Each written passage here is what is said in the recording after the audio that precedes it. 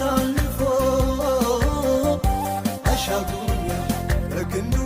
ደጋግፎ አመልካለሁ ይህንን የድል ጌታ